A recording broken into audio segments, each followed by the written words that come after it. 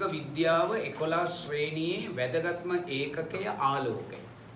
පළවෙනි වැදගත්ම කාරණය තමයි ආලෝක පරාවර්තන නියම. මේ තියෙන්නේ තල දර්පණයක්. මූණ බලන කණ්ණාඩිය. මේ මත වැදෙනවා ආලෝක කිරණයක්.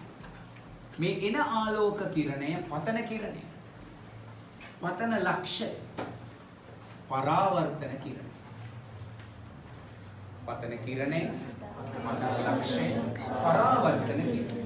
මේ මනක්කල්පිත රේඛාව අභිලම්බය.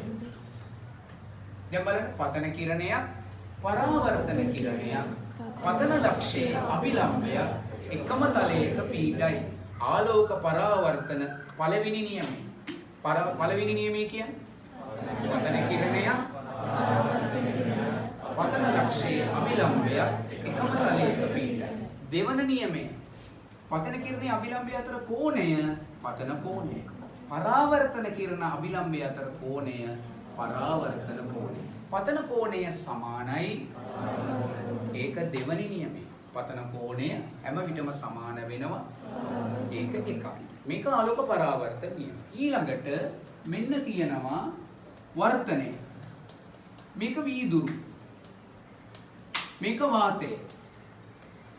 වීදුරු වල ඉඳලා වාතයට ආලෝක කිරණයක් යවුවොත් මොනවා වෙයිද කියලා ආයි. ඔයා බලන්න ඕනේ වීදුරු ඇවිල්ලා ගහනතර මාධ්‍යයක්. ගහනතර කියන්නේ ඝනත්වයේ වැඩි වේගය අඩුයි. මේකේ වේගය අඩුයි. වාතයේ විරලතර මාධ්‍යයක්. වේගය වැඩි. එක පාරට මෙයාගේ වේගය වැඩි වෙන නිසා ගහන විරල ඉවතට දැක ගහන විරල ඉවතට ගහන මාධ්‍යයෙන් විරල මාධ්‍ය යනකොට අභිලම්බයේ ඉවතට නෙමෙයි. මේක පතන කිරණය, මේක වර්තන කිරණය. මේක පතන ලක්ෂය, මේක අභිලම්බය. ඊට පස්සේ අහනවා වාතයේ ඉඳලා වීදුරු වලට එනකොට මොනවා වෙයිද කියලා අහයි.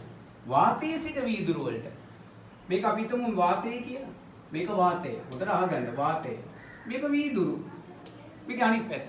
වාතයේ විරල වීදුරු ගහන. විරල ගහන මොනවාද වෙන්නේ? විරල ගහන අභිලම්බය දෙසට.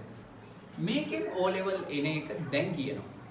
ගහන මාධ්‍යයෙන් විරල මාධ්‍ය යනකොට මොකක්ද වෙන්නේ? අභිලම්බේ ඉවතට. ගහන විරල අභිලම්බේ ඉවතට. දැන් මේ පතන කෝණය. මේකට කියන්නේ මොන කෝණයද? මේක වර්තන කෝණය.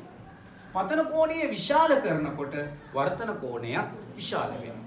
එහෙම වෙලා එක අවස්ථාවකදී වර්තන කිරණය යන්නේ මාධ්‍ය දෙක වෙන් කරන පෘෂ්ඨයේ දිගේ. ඒ වෙලාවේ වර්තන කෝණයේ අංශක පතන කෝණයට කියන නම අවදි කෝණය.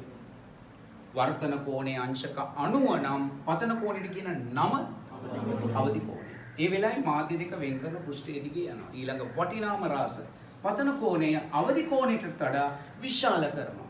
විශාල කළොත් ආලෝකය වර්තනය වෙන්නේ නැහැ. පරාවර්තනය වෙනවා. මේකට කියන්නේ පූර්ණ අභ්‍යන්තර පරාවර්තනය. එතකොට පූර්ණ අභ්‍යන්තර පරාවර්තනය යොදා ගන්න අවස්ථාව තමයි ප්‍රකාශ තන්තු. ප්‍රකාශ තන්තු වල ආලෝකය යන්නේ කොහොමද? මෙන්න මෙහෙම යන්නේ මේ. පූර්ණ අභ්‍යන්තර පරාවර්තනයෙන් තමයි ආලෝකය යන්නේ. දැක්කද? ඔන්න ප්‍රකාශ තන්තු යොදන අවස්ථාව තමයි පූර්ණ අභ්‍යන්තර. ප්‍රකාශ තන්තු වල මූල ධර්මයේ කුමක්ද? පූර්ණ අභ්‍යන්තර පරාවර්තනය.